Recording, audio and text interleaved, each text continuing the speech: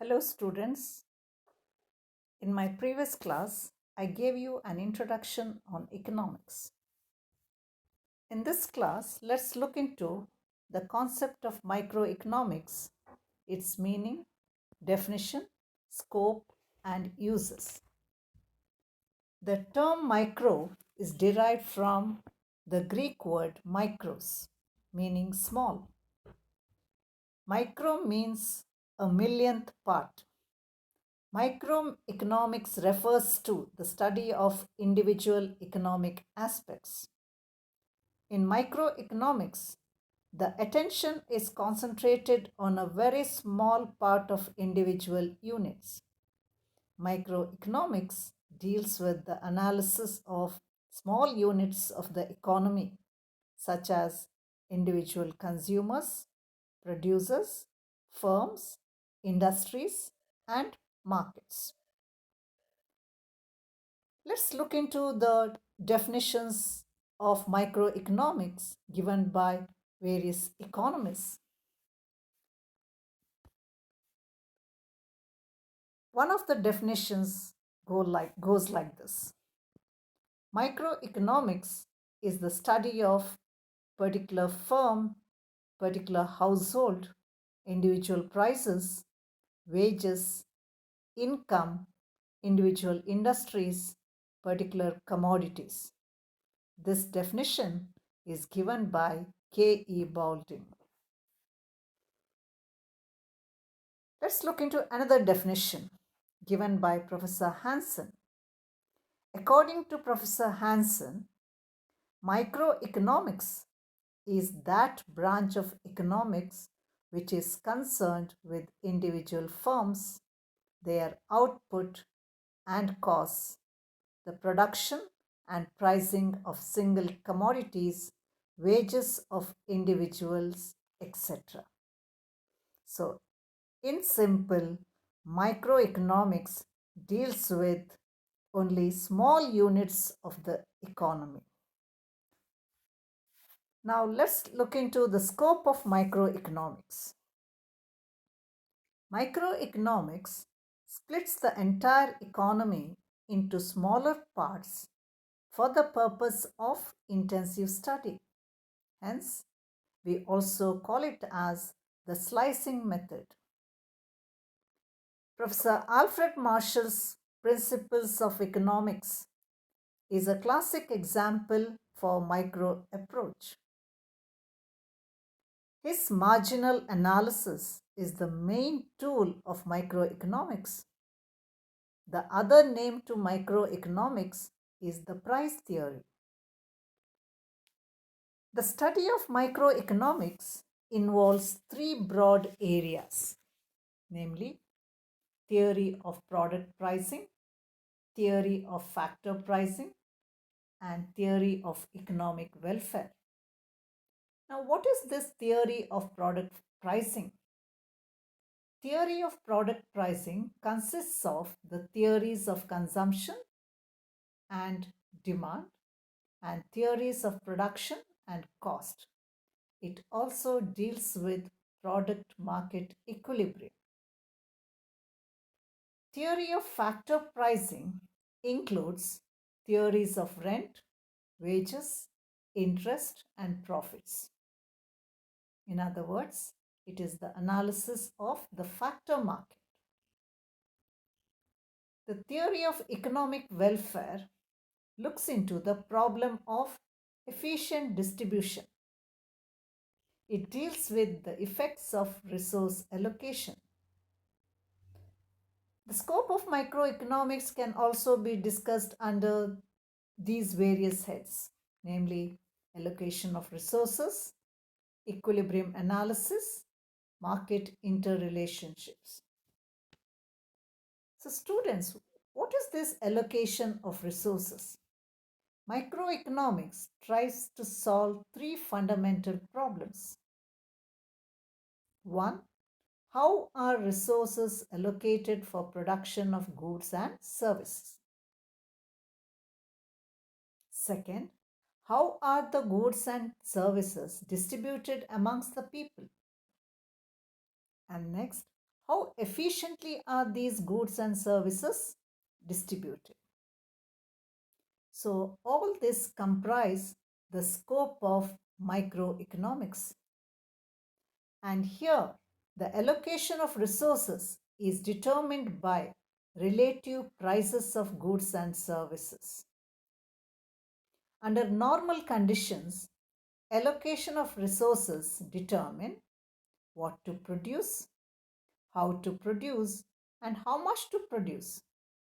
And ultimately, it is the price which determines the allocation of resources. That is why we say price theory is the heart of the microanalysis. And we all know that the price is determined by demand and supply forces. Demand is determined by the utility or the use of a product. The theory of demand consists of several laws of consumption. Supply is determined by the cost of production. Theory of production includes production functions and the law of supply also. Thus, price theory, which consists of demand and production theories, is the central part of microeconomics. What is this equilibrium analysis? Equilibrium is a state of rest. Now, what do you mean by equilibrium is a state of rest? Equilibrium means the best position an individual consumer or producer can arrive at. Microeconomics analyzes price determination at three stages. 1. Equilibrium of individual consumer and producer. Equilibrium of a single market. And 3. Simultaneous equilibrium of all markets. An individual is in equilibrium when his satisfaction from the consumption is the maximum. I repeat, an individual is in equilibrium when his satisfaction from the consumption is the maximum. Similarly, a producer is in equilibrium when he is capable of getting maximum profit. So, the equilibrium of a consumer as well as of a producer depends on prices of goods, inputs, and services. Prices are beyond the control of individual consumer and producer. Demand and supply forces or the actions of buyers and sellers determine the market price. And that is what we call as the equilibrium price. The equilibrium price is determined by the two market forces, namely demand and supply. Market is a place where goods or services are exchanged. Markets are broadly classified as product market and factor market. Product market deals with goods, whereas the factor market deals with factors, namely land, labor, capital, and organization. Product market is in equilibrium when goods supplied are equal to goods demanded. Similarly, factor market equilibrium implies the equality of factor supply and demand. All fall under the sphere of microeconomics. Now let's look into market interrelationship. Microeconomics studies the interrelations between Product and factor market. Product market is the place where products are bought and sold. Buying and selling both depend on the price. Factor market is the place where the factors of production are bought and sold. When I say bought and sold, the dealing of the factors of production. Prices of the factors are also decided by demand and supply forces. The consumers supply productive resources to the factor market. When I say the consumer, it is the household sector. It is the household sector which supply productive resources to the factor market. The firms buy these resources from the factor market. Firms supply products to product market. Consumers buy products from the product market. Expenditure of the firms is the income of consumers who supply resources of production. Consumption expenditure of the consumers flow to firms in the form of revenue. Thus, each segment of the economy plays a dual role. Firms demand resources and supply products. Consumers demand products and supply resources. I repeat, firms demand resources and supply products, whereas consumers demand products and supply resources. Factor market buys and sells factors. Product market buys and sells products. This is the market interrelationship. The producer of the products is the consumer of factors. The consumer of the products is the producer of resources. One person's expenditure is another's income. It is this relationship that is studied in microeconomics. And the next is welfare economics. Microeconomics also studies the efficient allocation of scarce resources among the people of a country. Efficiency in resource allocation is a part of welfare economics, which includes both individual welfare and social welfare. Individual welfare refers to the welfare of both the consumers and the producers. Social welfare refers to the overall efficient allocation of resources. Social welfare increases with any reallocation of resources in a society as a whole, and a society is made better off without making any individual worse off. Microeconomics analyzes individual welfare as well as the social welfare. Now let's look into the uses of microeconomics. 1. It helps to understand the working of the economy. Microeconomics helps to understand the working of a free economy. What is a free economy? Free economy is one where there is absence of government interference in the functioning of the economy. In such an economy, there is no central planning authority. Free market forces decide what to produce, when to produce, and how much to produce. Microeconomics analyzes the intentions working behind consumption, production, and exchange of goods and services.